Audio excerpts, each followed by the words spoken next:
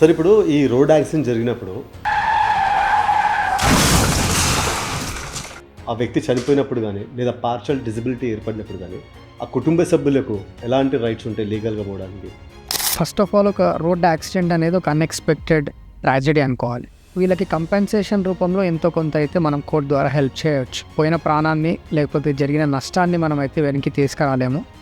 కాకపోతే ఆ ఫ్యామిలీకి వాళ్ళు ఉంటే ఫైనాన్షియల్గా ఎంత సపోర్ట్ ఉండేదో అంత సపోర్ట్ ఆ ఫైనాన్షియల్ థింగ్ని అయితే మనము కంపెన్సేషన్ ద్వారా మోటార్ యాక్సిడెంట్ క్లెయిమ్ అనే ఒక పిటిషన్ ద్వారా మనం వాళ్ళకి ఫైనాన్షియల్గా కోర్టు ద్వారా హెల్ప్ చేయవచ్చు.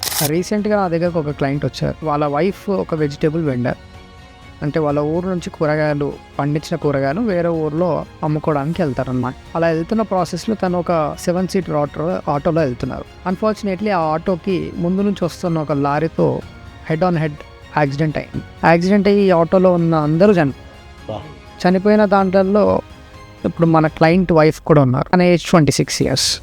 26 ఇయర్స్. ఇద్దరు చిన్న పిల్లలు ఉన్నారు. పోయిన ప్రాణాన్ని అయితే తీసుకురాలేకపోయినాం, కానీ మోటార్ యాక్సిడెంట్ క్లెయిమ్ పిటిషన్ వేసి ఆ లారీతో ఏదైతే యాక్సిడెంట్ అయిందో ఆ లారీకి ఒక ఇన్సూరెన్స్ ఉంటుంది, థర్డ్ పార్టీ ఇన్సూరెన్స్ అని. ఖచ్చితంగా యాజ్ పర్ గవర్నమెంట్ నార్మ్స్ వెహికల్కి ఇన్సూరెన్స్ ఉంటుంది. ఆ వెహికల్ ఇన్సూరెన్స్ కంపెనీని పార్టీ చేసి మనం ఈ యాక్సిడెంట్ క్లెయిమ్ పిటిషన్ కోర్టులో ఫైల్ చేసి తను బతుకుంటే డైలీ ఎంత ఎర్న్ చేసేది, ఎంత సంపాదించేది, తన స్కిల్ ఏంటి, తనకి ఎంతమంది పిల్లలు ఉన్నారు, తన ఏజ్, ఈ మల్టిపుల్ ఫ్యాక్టర్స్ బేసిస్ పైన ఒక క్యాలిక్యులేషన్ ఉంటుంది. ఆ క్యాలిక్యులేషన్లో భాగంగా మనము ఇంత కంపెన్సేషన్ ఇవ్వండి అని చెప్పి మనం కోర్టు వారిని రిక్వెస్ట్ చేయవచ్చు.